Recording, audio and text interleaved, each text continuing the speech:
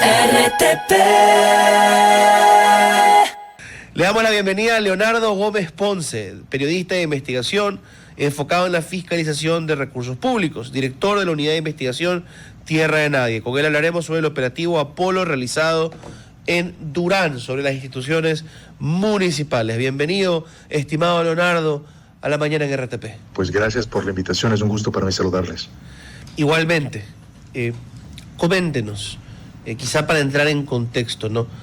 ¿Cómo se ha ido desarrollando esta intervención del gobierno antes de esta última entrada a Durán y la toma de, por decirlo así, el cuerpo de bomberos y de la agencia de tránsito? Porque por lo que ha dicho el alcalde Chonillo, esto ya viene de hace un tiempo atrás. Bueno, no me corresponde a mí hablar en nombre del gobierno ni de las acciones que yo hubiera emprendido antes, pero sí les puedo decir de las acciones que desde el periodismo de investigación se han realizado en Durán.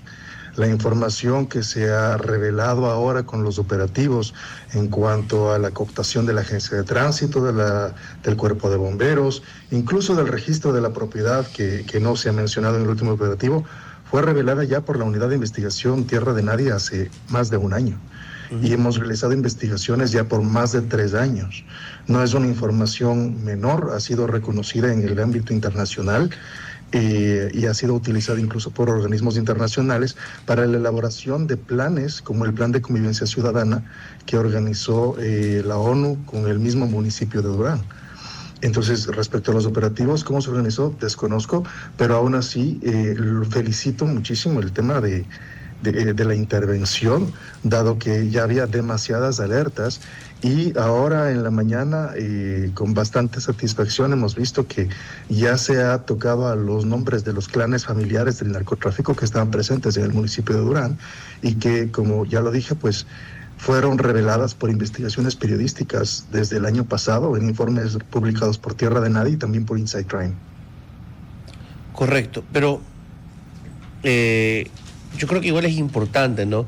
Desde lo que ustedes han investigado, entrar un poco en detalle, porque a veces claro, es difícil saber hasta dónde llegan las peleas entre las autoridades, ¿no? O sea, hace poco cuando un juez ordenó a un fiscal investigar a Chonillo, y está la judicialización de la política en el país y la región, uno podía pensar, la pelea a muerte sigue, pero si es que ha habido una intervención coordinada desde hace bastante tiempo, también tiene que haber una especie de acercamiento, de reconciliación entre autoridades. Entonces, ¿qué sabemos sobre esta relación? ¿O qué sabe usted desde sus investigaciones sobre esta relación tortuosa, complicada y poco clara entre las autoridades nacionales y el municipio bajo el alcalde Chonillo? Te podría comentar respecto a los nexos que tenían o tienen, los posibles nexos que tienen los municipios respecto al tema del crimen organizado. Es decir, desconozco por completo si es que hubo algún tipo de coordinación por parte del gobierno central y el gobierno local, pero sí tengo certezas respecto a los actores criminales que estaban presentes en el municipio de Durán, comenzando con alias Washo, con Washington Seyanjati, que ya operaba en el municipio de Durán en la época del exalcalde Dalton Narváez. Okay. Ojo, no estoy diciendo que ambos hayan tenido algún nexo de comercio o algún acuerdo juntos, y lo entendemos, pero vamos por esa línea. Coméntenos, ¿quiénes son estos personajes identificados? ¿Desde cuándo están ahí y cuándo salen? Que eso nos puede ayudar. Perfecto. A ver, vamos un poco en el tiempo. Estamos hablando de un municipio cuyos alcaldes fueron puestos por un mismo partido político durante los últimos 20 años. Partido Social Cristiano, impulsores de alcaldías de Mariana Mendieta, Dalton Narváez, y por ahí en un periodo estuvo Alexandra Arce por la Revolución Ciudadana. En la época de la campaña de Dalton Narváez aparecen personajes como Negro Leiner, como el abuelo, que ellos, no lo digo yo, hay evidencia fotográfica al respecto de ellos recolectando fotos en diferentes barrios, colgando fotografías de Dalton Narváez en las paredes. Esto en plena campaña, hablamos del 2019. Para el 2020, en la pandemia, pues estos personajes se fortalecen porque había muchas necesidades, y no olvidemos también que los criminales también son personas cercanas a la ciudadanía por un tema de necesidad. Es decir, muchos líderes criminales también son generadores de organización y de orden en muchos barrios sin perder su naturaleza violenta. Entonces, muchos de estos personajes pues estuvieron también repartiendo viandas, comida, mascarillas durante la pandemia.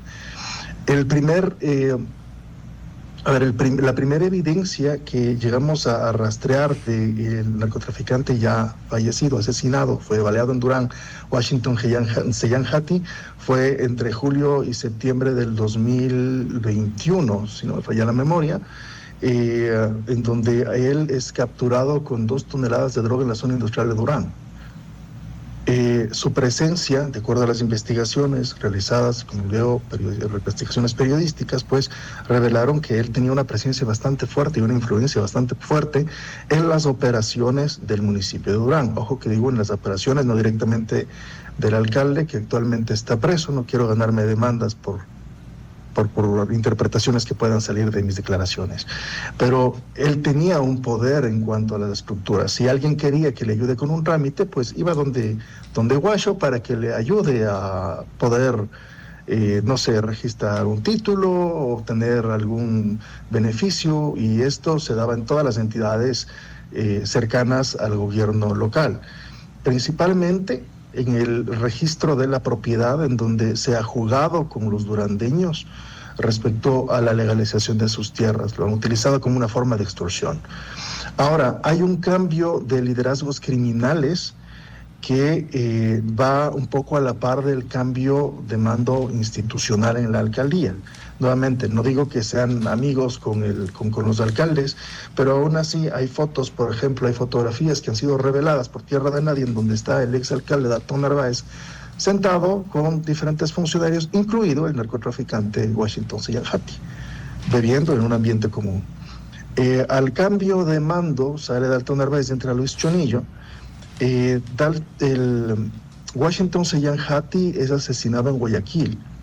Y recordemos que esto fue a inicios del 2023, recordemos que fue una época bastante oscura, en donde comenzaron las matanzas en Durán, unos tiroteos realmente atroces, y era precisamente pues una pelea de liderazgo. Washington Seyhan Hati había logrado establecer una estructura de cooptación, de extorsiones, una estructura de gobernanza criminal paralela en el municipio de Durán.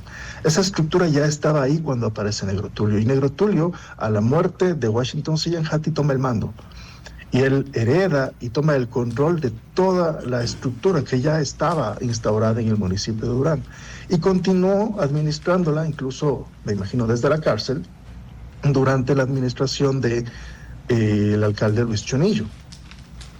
No estoy diciendo nuevamente que él sea el responsable, Luis Chonillo, pero existe una presencia bastante fuerte por parte de diferentes actores que ahora pues el gobierno la confirma con los operativos y la detención de varios familiares del mismo Negro Tulio y de Washington Seyhan Hati, todavía trabajando en el municipio. Esto se advirtió hace un año y por eso, les digo, con bastante satisfacción, creo que este operativo que ha realizado el gobierno ha sido un duro golpe para la estructura criminal que ha gobernado hasta hoy en el municipio de Durán. Esperemos que pueda ser mantenible en el tiempo, que pueda ser sostenible nada más, pero pues básicamente eso es un resumen de... O sea que de lo que usted nos dice podríamos conjeturar, ya, con responsabilidad, pero conjeturar que el alcalde Chonillo entró a un municipio tomado, ya, no digo desde arriba, no podemos decir si fue con el consentimiento de los alcaldes, pero donde ya había una presencia fuerte de las mafias y que pues ha tenido que lidiar con eso desde el primer día, ¿no? O sea que ya entra una estructura que estaba, una institución que ya estaba afectada. Sí, podemos decirlo. Es decir, Luis Chonillo ya ingresa a un municipio que estaba infectado, pero no puedo deslindarlo de responsabilidades. Él sabía que entraba a un municipio que estaba atestado. No fue una novedad. Y en el primer día, pues lamentablemente tuvo que enfrentar un atentado en su contra, pero ya ha pasado algún tiempo de eso. Y a sabiendas de en qué se metía, pues debieron tomarse también algunas acciones correctivas, que sé que son limitadas debido al riesgo que existe. Pero ahora, no hay solamente un alcalde en un municipio, hay un equipo populoso de concejales que están recibiendo también un sueldo pagado con los impuestos y los fondos públicos. A mí me llama mucho la atención la falta de fiscalización que existe en el municipio de Durán por parte de sus concejales, que se han concentrado desde la entrada de Chonillo a buscar la forma de destituirlo, más allá de fiscalizar los contratos que existen en diferentes entidades cercanas al gobierno local. Es su trabajo y también su responsabilidad. Entonces, por más miedo que exista, existen mecanismos no necesariamente públicos en los que ellos bien podían fiscalizar esto. Estamos los periodistas que podemos hacerlo público como lo hemos hecho, incluso arriesgando también nuestra propia vida y poniendo en riesgo nuestra seguridad y la de todo el equipo. Nosotros hemos sufrido atentados, amenazas y demás, y hemos seguido de todas formas. Existen autoridades, existe ahora incluso la línea directa de denuncia que pueden ser utilizadas. Y nosotros, como periodistas, no tenemos tanto acceso a esa información. Entonces, claro, Luis Chonillo asume un municipio que ya estaba infestado, pero la falta de acción en ese sentido también es llamativa. Pero podría ser impotencia, ¿no? Podría ser el error de más de un político que entra creyéndose un bacán y que se estrella contra la realidad. Que sigue siendo un error, que hay que imputarle, pero es muy distinto a quien entra con malas intenciones a tratar de jugar bajo los términos de la mafia que ya está ahí, colocada. No quisiera especular al respecto. El poder en muchas situaciones corrompe, y no digo que ha sido el caso de Luis Chonillo, pero en su caso podría decir que el silencio desde una autoridad o de sus autoridades, porque el municipio no solo es del alcalde, también es corrupción, también es complicidad. Y eso no los libera de responsabilidades, al contrario, les otorga una gran responsabilidad con la ciudadanía. Si en este momento están teniendo un respaldo por parte del gobierno central, es momento de que hablen y de que cuenten todo lo que saben y no lo oculten. Hay temor en Durán. Nosotros conocemos de cerca lo que ahí sucede, conocemos los atentados. A mí personalmente me han rastreado muchas veces, lo sabemos y sabemos quiénes son.